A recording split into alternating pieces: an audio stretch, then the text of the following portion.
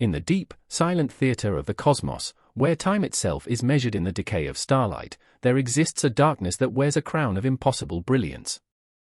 Out in the void, 10 billion light-years from the quiet world you know, a single point of light burns with a fury that defies comprehension. It is a beacon from the morning of the universe, a lighthouse standing against the shores of primordial chaos. This object, a quasar, does not merely shine, it rages, pouring out more light than 100 trillion suns. It is so luminous that it outclasses the entire galaxy it calls home by a factor of 100, a lone monarch whose glare obscures its own kingdom. For decades, it was a mystery, a ghost in our telescopes. But as we looked closer, as we deciphered the ancient light that had traveled for an eternity to reach us, the mystery deepened. We realized this light was not the source. It was merely the scream of matter being consumed. The light was a death cry, a final, brilliant testament to the true power hidden within. At the heart of this cosmic inferno lies an engine of unimaginable scale, a place where the laws of physics are bent to their breaking point and then shattered. It is a creature of pure gravity, a shadow on the fabric of space-time. The central question that emerged from that discovery was not simply what it was, but what it meant. What kind of being could hold such power? What force could command such a gravitational throne to not only capture light, but to forge it from the very act of destruction?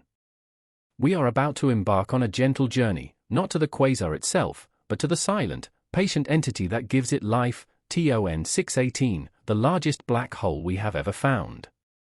To understand it, we must travel back, not just through space, but through time, to an era when the universe was young and its greatest monsters were just beginning to wake. Let us go quietly into that good night, to witness the birth of a titan. What you are about to see is not an ending, but a beginning, forged in the heart of the ultimate abyss. Now, let's begin. Music. Before the galaxies, before the first star ever ignited to break the unending darkness, there was only the raw material of creation.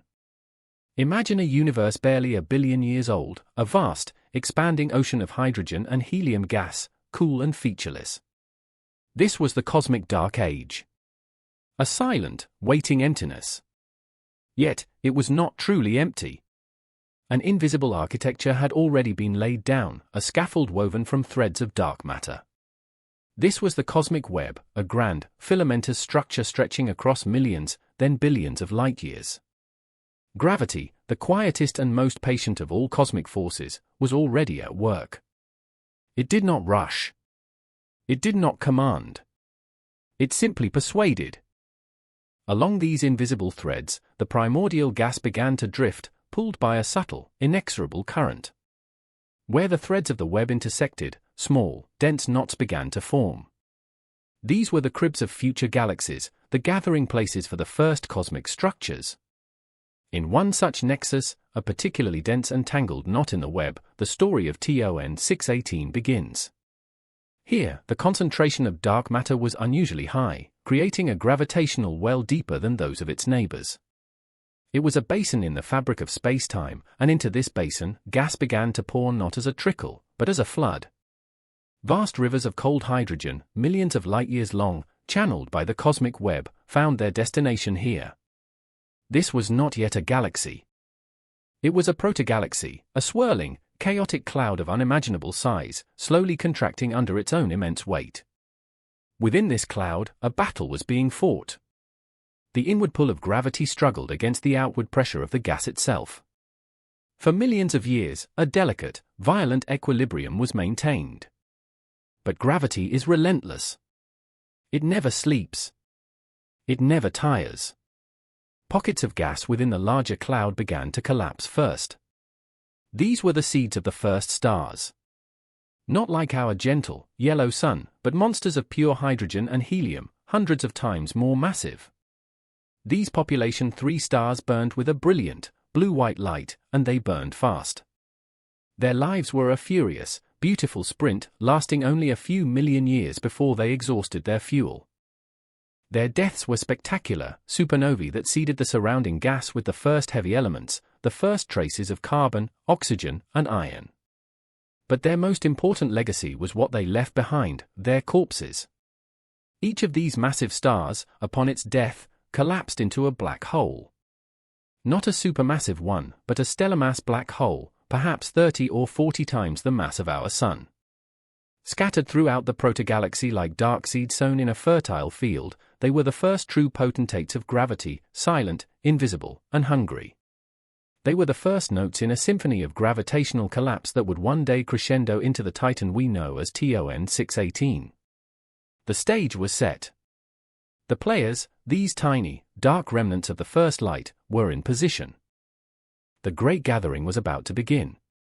The protogalaxy was a frenetic, crowded place. A cosmic metropolis in its infancy, where the first generation of stars and their dark remnants moved in a chaotic, swirling dance. The stellar mass black holes, born from the ashes of those first suns, were not solitary wanderers. They were bound by the same gravitational laws that governed everything else. As they orbited the dense center of the forming galaxy, they began to interact. Two black holes, drawn into a close encounter, would shed orbital energy through the emission of gravitational waves, ripples in the fabric of spacetime itself. Their dance would become tighter, faster, a spiraling embrace that could only end in one way, a merger. With each collision, a new, more massive black hole was born. Two black holes of 30 solar masses would merge to form one of 60, releasing a burst of gravitational energy that shook the very structure of space. This process, known as hierarchical merging, was the first step in building a monster. It was a slow, brutal form of cosmic cannibalism. The larger black holes grew at the expense of the smaller ones. A feedback loop was initiated. A black hole with more mass had a stronger gravitational pull, a wider reach, making it more likely to capture another black hole or a passing star. Its gravitational cross-section grew, and its appetite became more voracious. While this dance of mergers was happening, the protogalaxy itself was not evolving in isolation. It too was part of a larger cosmic ballet. The same gravitational currents that drew gas into the galaxy's core also drew entire neighboring protogalaxies. These were not gentle encounters. Galactic mergers were violent, cataclysmic events that spanned hundreds of millions of years. As two galaxies collided, their vast clouds of gas and dust would slam into each other, triggering furious bursts of star formation.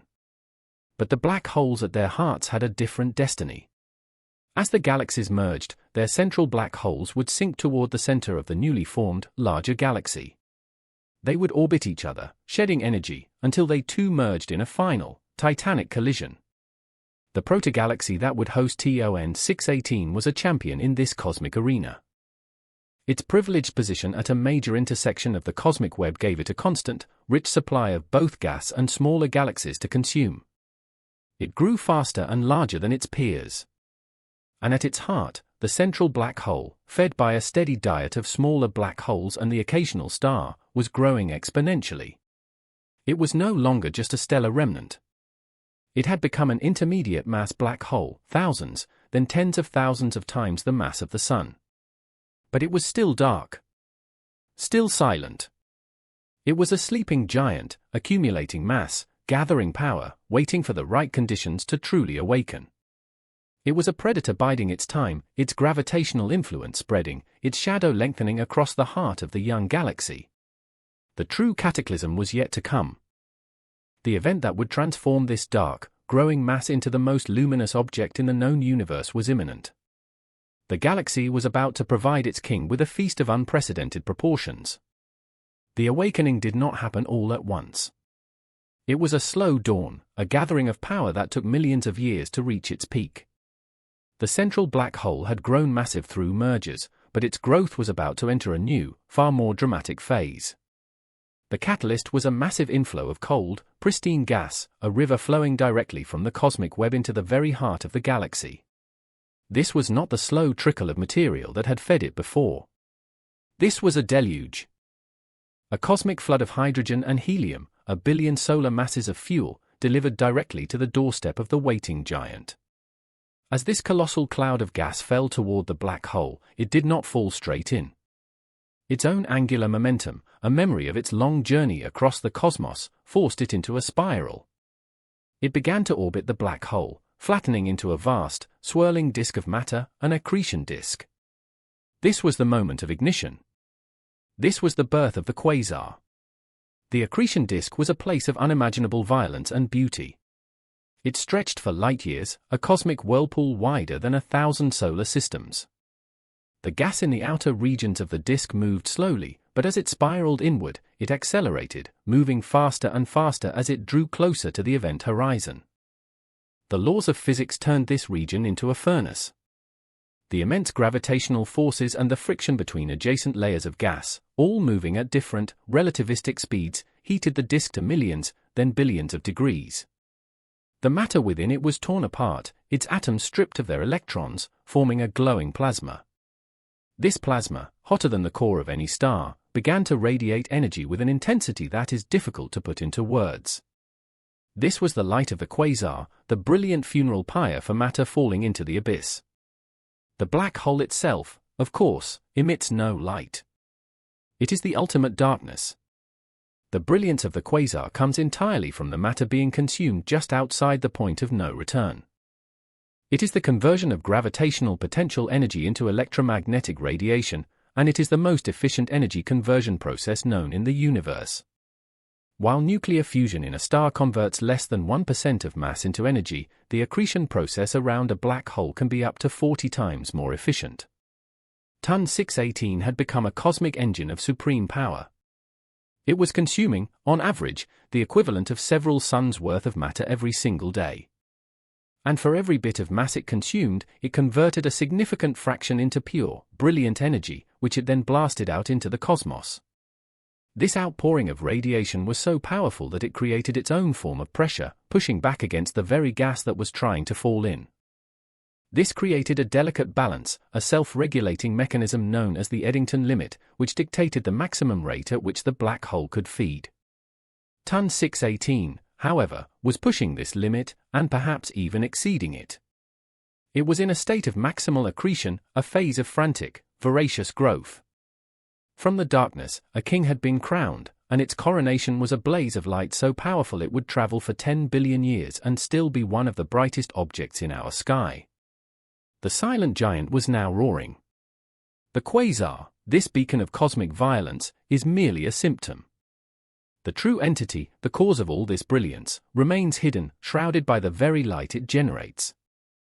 To understand TON 618, we must look past the glare of its accretion disk and contemplate the nature of the object at its center. We must attempt to grasp a scale that defies our intuition and a physics that challenges our understanding. The number is 66 billion. That is the estimated mass of the black hole TON 618, measured in units of our own Sunday. It is a number so large that it loses all meaning without context.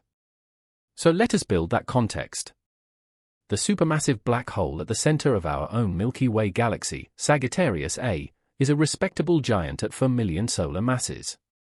If Sagittarius A were the size of a basketball, then TON 618 would be a sphere nearly 2 miles wide. M87, the first black hole ever to be directly imaged, is a titan in its own right at 6.5 billion solar masses. Ton 618 is 10 times more massive still. It belongs to a class of objects known as ultramassive black holes, and it sits at the very pinnacle of that class. Its mass is so extreme that it approaches the theoretical upper limit for how large a black hole can grow through standard accretion processes. It is, in essence, as big as a black hole can get. This immense mass warps the fabric of spacetime around it to an almost unimaginable degree.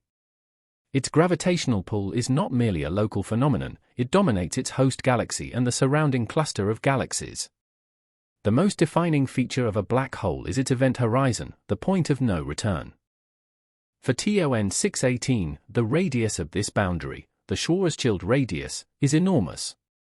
It is over 1,300 astronomical units. 1 astronomical unit is the distance from the Earth to the Sun.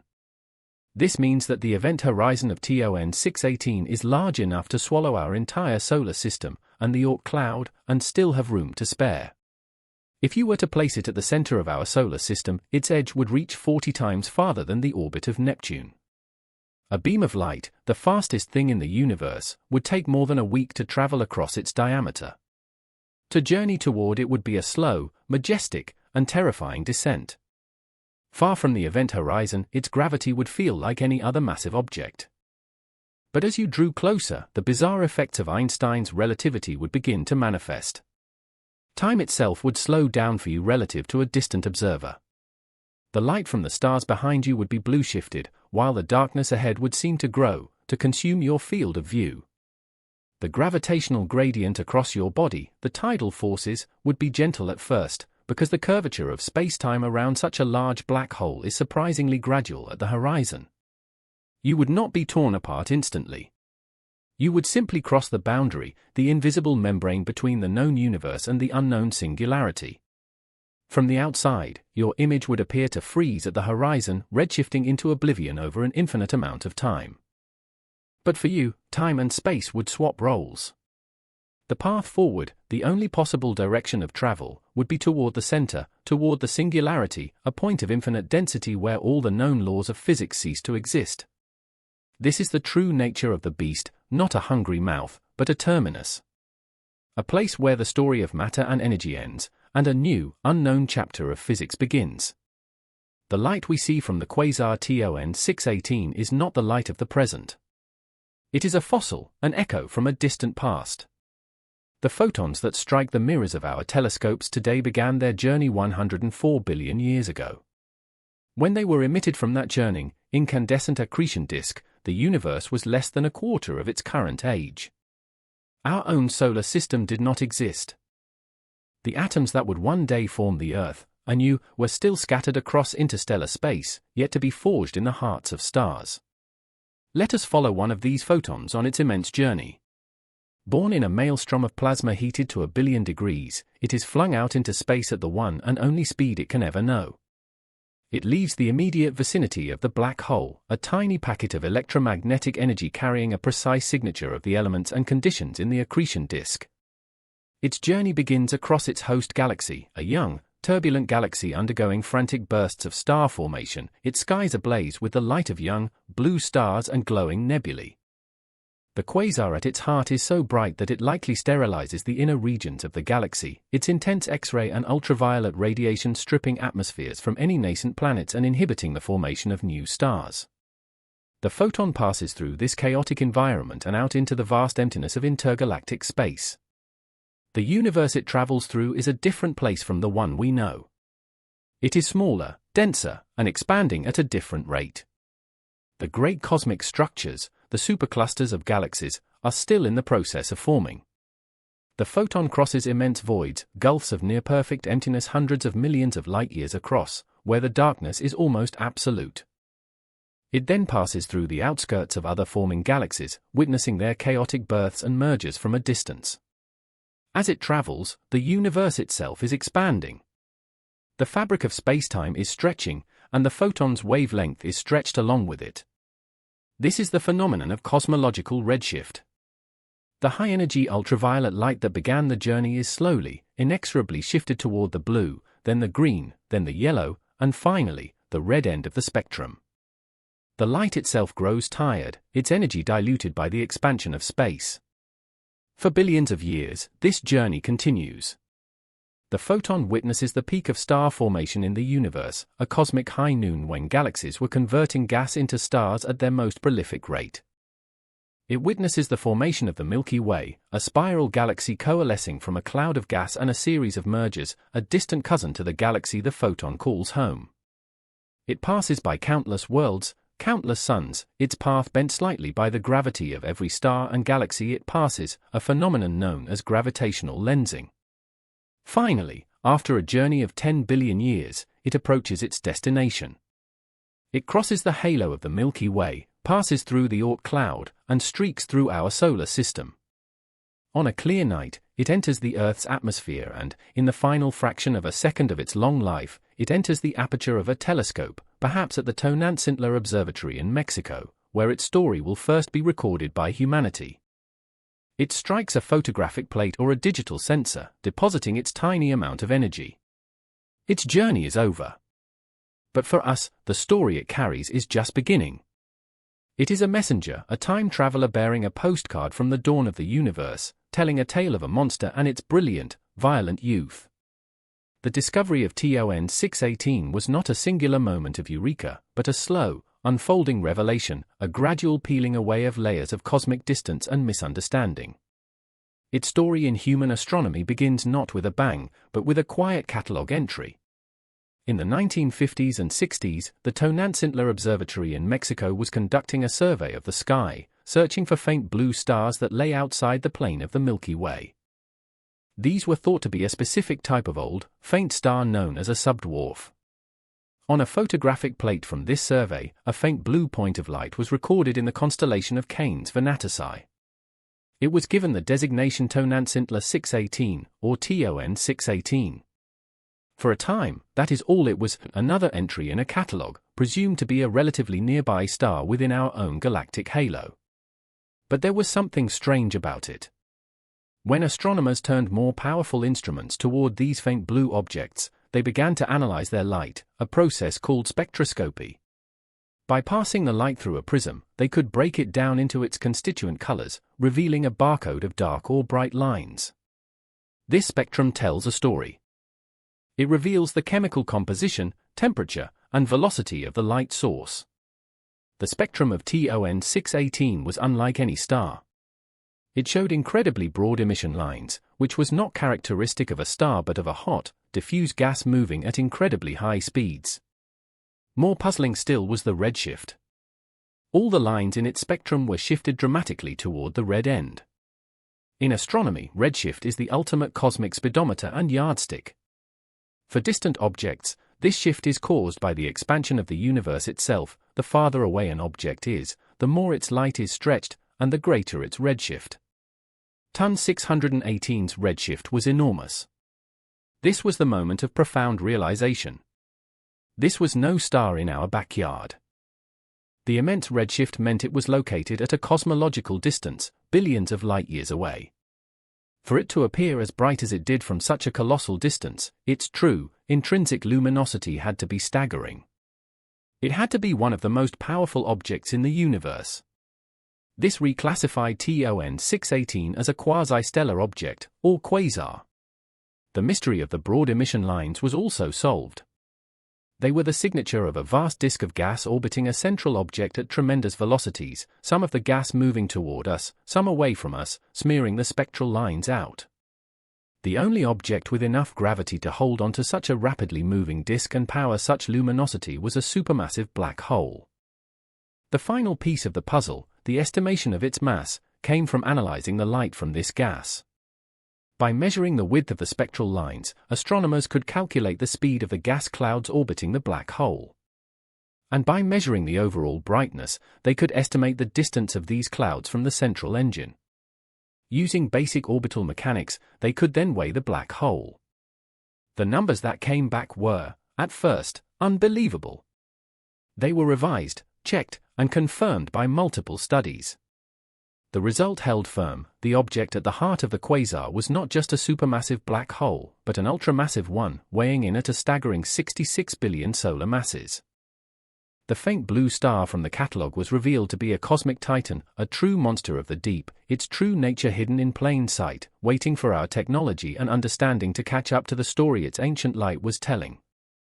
The brilliant quasar we see is a snapshot from the distant past. It is TON 618 in its glorious, violent youth, during its period of most rapid growth. But 104 billion years is a long time, even by cosmic standards. The galaxy that hosts TON 618 has evolved, and the black hole at its center has almost certainly changed. The furious quasar phase is, by its very nature, a temporary one.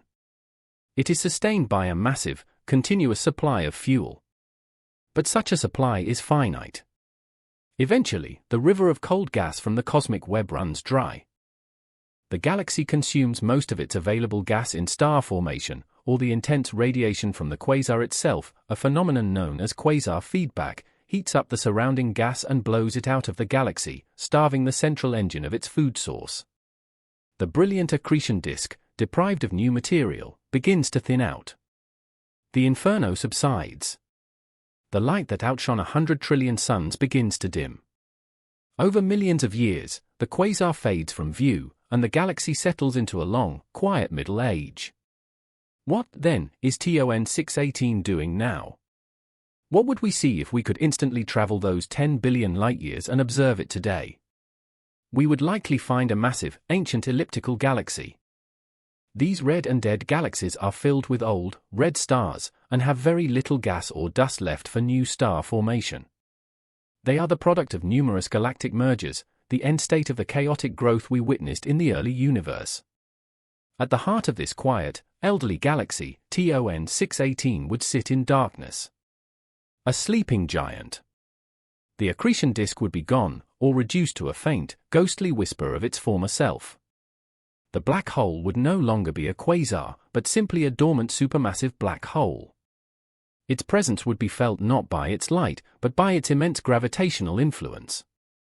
It would hold the entire galaxy in its grip, its gravity orchestrating the stately, ordered orbits of hundreds of billions of stars. It is not truly asleep, of course. It is simply waiting. The occasional star that wanders too close might be pulled in, torn apart by tidal forces in a brief, brilliant flare that would last for a few months or years. A small gas cloud could fall in, causing a flicker of activity. But the grand feast is over. The era of the quasar has passed. This is the natural life cycle of such an object. A chaotic birth, a brilliant and violent youth, followed by a long, quiet, and powerful reign in the darkness. Entropy, the inexorable tendency toward disorder and equilibrium, has won this battle, for now. The brilliant, concentrated energy of the quasar has been radiated away, dispersed into the expanding universe. The system has settled into a lower, more stable energy state. But the black hole itself remains. It is a monument to the galaxy's past, a repository of mass and a permanent fixture in the fabric of space-time. It may be silent now, but its potential remains. Should its host galaxy merge with another gas-rich galaxy in the distant future, the fires could be reignited. The giant could be reawakened, and a new quasar phase could begin. It is a king in slumber, its reign of light a distant memory, now ruling its kingdom through the silent, invisible force of its own immense being. We have traveled across space-time, from the primordial mists of the early universe to the quiet observatories of the modern world. We have witnessed the birth of a monster, not from malice, but from the simple, patient, and inexorable laws of physics. We began with a question: what kind of engine could power a light that outshines a galaxy? We have found our answer. The engine is a singularity, a point of infinite density, but the power comes not from the engine itself, but from its insatiable hunger. The light of the quasar is the final, brilliant cry of matter giving up its form and energy as it falls into the ultimate abyss. It is the friction of creation's end. TON 618 is a testament to the extremes the universe is capable of. It represents a scale of mass, gravity, and energy that humbles our everyday experience. Its 66 billion solar mass heart and its light-year-spanning accretion disk are not just statistical outliers, they are physical manifestations of what happens when the right conditions persist over billions of years. It is a story of accumulation, of gravity's patient and unrelenting work, gathering matter from the cosmic web, from mergers of stars, black holes, and entire galaxies, all spiraling down to a single, central point. The light from this process, the ancient light that we see, serves as a time capsule. It shows us a universe that was younger, more chaotic, and more vibrant. An era of giants, when the cosmic web fed galaxies with torrents of fresh gas, allowing them to build both stars and central monsters at a furious pace. Our own Milky Way is a quieter, more settled place, its central black hole a pale shadow of the Titan we have observed. TON 618 is a ghost, and we are the ones haunted by its ancient light. The object we see is no longer there, at least not in that form. The sleeping giant that exists in its place today is invisible to us, its story to be told only by the slow, graceful dance of the stars that orbit it in the darkness. It teaches us that the universe is a place of cycles. The death of the first massive stars provided the seeds for the black hole. The gravitational collapse of matter onto that black hole created a light so powerful it could sterilize its own galaxy. The fading of that light marks the transition to a long, quiet adulthood. Creation and destruction are not opposites, but two faces of the same cosmic process. One cannot exist without the other. The brilliance of the quasar is born from the darkness of the black hole. The order of the galaxy, with its billions of stars held in stable orbits, is maintained by the chaotic potential well at its center. Ton 618 is not an anomaly, it is an apotheosis. It is the logical conclusion of gravity's long game. It is a reminder that in the cosmos, the forces of collapse and decay are also the engines of the most spectacular forms of creation. What would you have done if you could witness it? To stand on a world in that ancient galaxy and see its sky dominated not by a moon or a sun, but by the incandescent, swirling glory of the accretion disk, a false dawn that never ends. To see a single object in the heavens burn brighter than all the stars combined. Perhaps it is a blessing that we see it only from a safe distance of 10 billion years, as a faint point of light. It allows us to study it, to understand it, and to stand in awe of it, without being consumed by its terrible, beautiful fire.